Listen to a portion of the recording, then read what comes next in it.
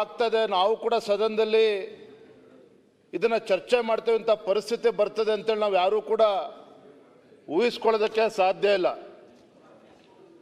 ಇವತ್ತು ಶ್ರೀ ಕ್ಷೇತ್ರ ಧರ್ಮಸ್ಥಳ ಹಿರಿಯ ಸದಸ್ಯರಾಗಿರ್ತಕ್ಕಂಥ ಮಾನ್ಯ ಸುರೇಶ್ ಕುಮಾರ್ ಅವರು ಹೇಳಿದ ಹಾಗೆ ಇದು ಕೇವಲ ಒಂದು ದೇವಸ್ಥಾನ ಅಲ್ಲ, ಒಂದು ಧಾರ್ಮಿಕ ಒಂದು ಶ್ರದ್ಧಾ ಕೇಂದ್ರ.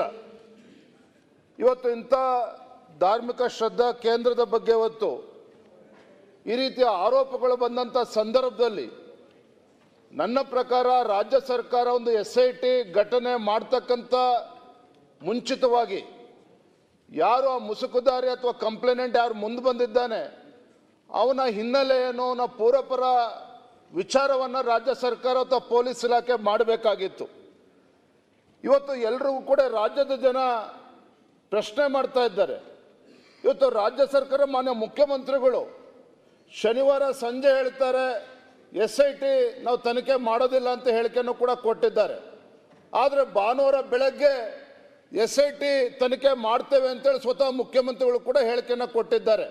ಹಾಗಾಗಿ ಇವತ್ತು ಸದನದಲ್ಲಿ ಕೇಳ್ತಕ್ಕಂಥ ಪ್ರಶ್ನೆ, ಇವತ್ತು ರಾಜ್ಯ ಸರ್ಕಾರ SIT ತನಿಖೆ ಮಾಡಬೇಕು ಅಂತೇಳಿ SIT ಇವತ್ತು ಸ್ಥಾಪನೆ ಮಾಡಿದ್ರು ಅಂತ ಹೇಳಿದ್ರೆ ಯಾವ ಶಕ್ತಿಗಳು ಇವತ್ತು ಮುಖ್ಯಮಂತ್ರಿಗಳ ಮೇಲೆ ಒತ್ತಡ ಹಾಕಿದ್ರು, ಯಾವ ಸಂಘಟನೆಗಳು ರಾಜ್ಯ ಸರ್ಕಾರದ ಮೇಲೆ SIT ಮಾಡಬೇಕು ಅಂತೇಳಿ ಒತ್ತಡ ಹಾಕಿದ್ರು ಅಂತಕ್ಕಂಥದ್ದು ಕೂಡ ಈ ಸದನಕ್ಕೂ ಕೂಡ ಹೇಳಬೇಕಾಗ್ತದೆ,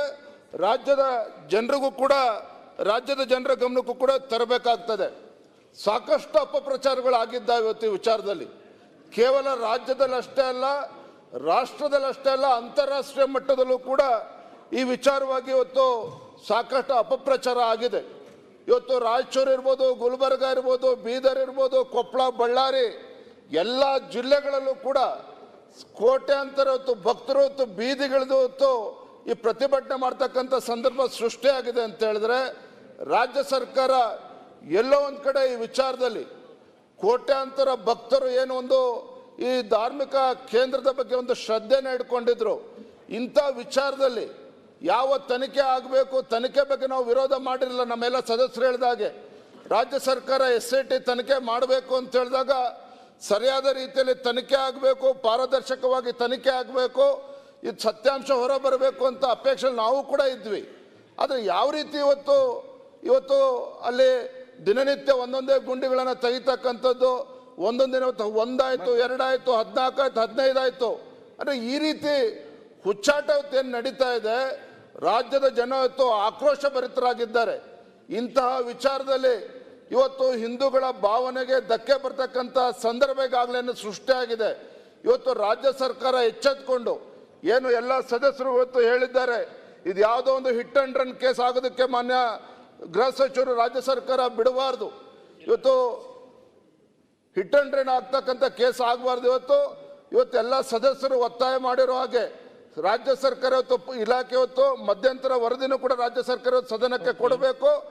ಮತ್ತೆ ಇದು ತನಿಖೆ ಇಲ್ಲೇ ಮುಗಿದಿದೆ, ಏನು ಸಿಕ್ಕಿಲ್ಲ ಅನ್ನುವ ಕಾರಣಕ್ಕೆ ಯಾರು ಮುಸುಕುದಾರಿ ಇದ್ದಾನೆ, ಒಂದಿನ ಬ್ಯಾಟ್ಮ್ಯಾನ್ ಆಗಿ ಬರ್ತಾನೆ, ಒಂದಿನ ಹೀಮ್ಯಾನ್ ಆಗಿ ಬರ್ತಾನೆ, ಒಂದಿನ ಸೂಪರ್ ಮ್ಯಾನ್ ಆಗಿ ಬರ್ತಾನೆ. ಯಾರು ಈ ವ್ಯಕ್ತಿ ಇದ್ದಾನೆ ಇವನ ಬಗ್ಗೆ ಮತ್ತು ಇವನ ಹಿಂದೆ ಇರ್ತಕ್ಕಂಥ ವ್ಯಕ್ತಿಗಳ ಬಗ್ಗೆನೂ ಕೂಡ ಸರಿಯಾದ ರೀತಿಯಂತ ತನಿಖೆ ಆಗಬೇಕು ಅಂತೇಳಿ ನಾನು ಈ ಸಂದರ್ಭದಲ್ಲಿ ಆಗ್ರಹ ಮಾಡ್ತೇನೆ. ಮಾನ್ಯ ಸಭಾಧ್ಯಕ್ಷ. ನೆಕ್ಸ್ಟ್ ರಂಗನಾಥ್.